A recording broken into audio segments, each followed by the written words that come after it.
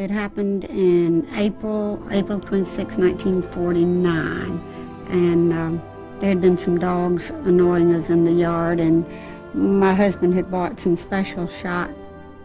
Said he was just going to pepper them and keep them away, and I said, oh no, don't do that, don't do that. So he sat down in a chair and had the gun beside him, and I sat down on the arm of the chair. He put his finger on the trigger, and it did explode, and it hit me right in the face. And that was the end of my sight totally. There was nothing ever to be done.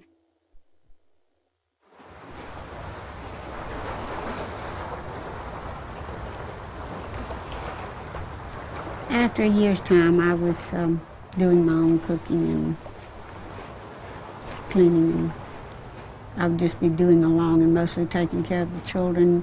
Those were my priorities, because so many people said, let me take it, or let me adopt them, or you shouldn't have any more. And the reason why I was able to do it was because of, I'm sure it was the children and him. I didn't want anybody else to raise them or take care of them. The gun accident that blinded my mom was a powerful, life-changing, traumatic thing for my parents. But for the eight children here, and now our spouses and our extended families, it's one of the best things that's happened to us. We appreciate things. We have the experience of describing things in great detail. Well, we're running late. When Irish hearts are happy, all the world seems. She's just a regular mom to us. She's a very extraordinary person, but for us it was ordinary. No one will ever know just what your coming has meant, because I love you so. You're something heaven has sent. You're all the world to me. When you climb up on my knee, to me you'll always be that little one of mine. I couldn't leave it. I fell hook, line, and sinker. And of course I'm not sorry at all. I love him dearly. He was my sweetheart, my only husband, only mate. But I did truly ask him not to leave until the children were all grown, and he did. She was very, very sad, very sad. My mother loved my dad very much, and it was very sad that it just could not be rectified. I don't remember seeing my mother down in the dumps after losing her sight. And there are a lot of other times in her life she could have been down, but this was alarming to all of us because we had not seen her spirit broken like that before. I couldn't stay home. I needed the finances, and my husband wasn't giving me any money at all, and I didn't, so I had to go on back to work after just a couple of weeks. Of course, he was looking for a job, but I think Ruby was at a down point in her life, and she was really looking for a place where she could make a contribution. Goodwill took me in, and I am ever grateful. I cannot say that enough. I am ever grateful for Leroy for giving me a chance. He didn't know what I would do if I were there.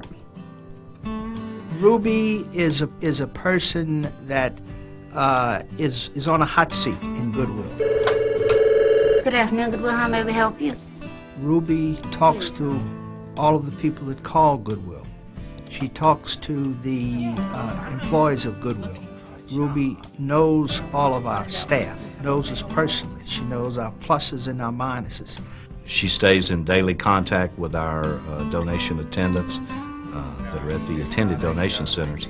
And I depend on her to keep that contact and get the word out on certain things and to let me know when things are not going well in certain areas.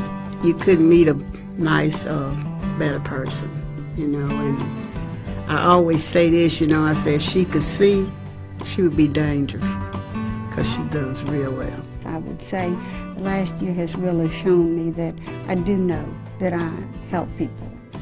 She is a helper, not looking for help. She had been a helper to a lot of people.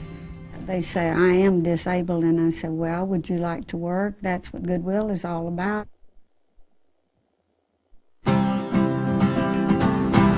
I do like adventures. Not that I take chances, but I'll dive off a high diving board. Just a little bit right, not much. I know she'll try anything. Just tell her which way to go. Okay, bring her back around to the left, hard. She'll take on a challenge. She's a lot more courageous than all of us together.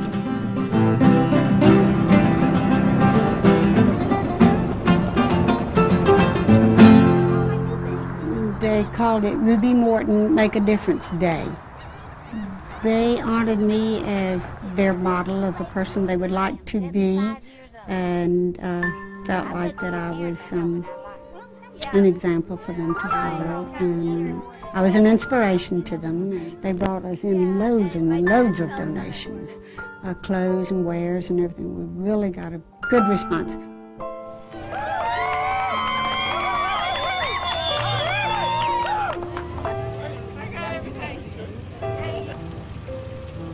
I'm especially proud because my daughter Suzanne nominated her. I mean, she walked down there just as boldly as anybody that could see with 20/20 vision, you know, and holding that torch. And she carried it just as proudly as any American or anybody else that's ever carried that torch. I was just in another world, and I was so happy and so excited. I just felt like floating and toasting the world. Just to think about the thrill that she had brings tears to my eyes, you know, because I'm so proud of her. Olympian, by definition, is majestic in bearing or manner. My grandmother, Ruby Morton, is an Olympian in the game of life. Blinded as a young mother, she has raised 8 wonderful children. She has shared her abundant knowledge, faith, and love with her 20 grandchildren. Though she has never won a gold medal, she gives unceasingly of her heart of gold. She is the torch that lights the path of our lives. I like where I am. I would like to do better. I want to work with Goodwill, and I wish I could in some way repay or do something to show my gratification to all the wonderful, beautiful friends, relatives, and loved ones that have helped me in life.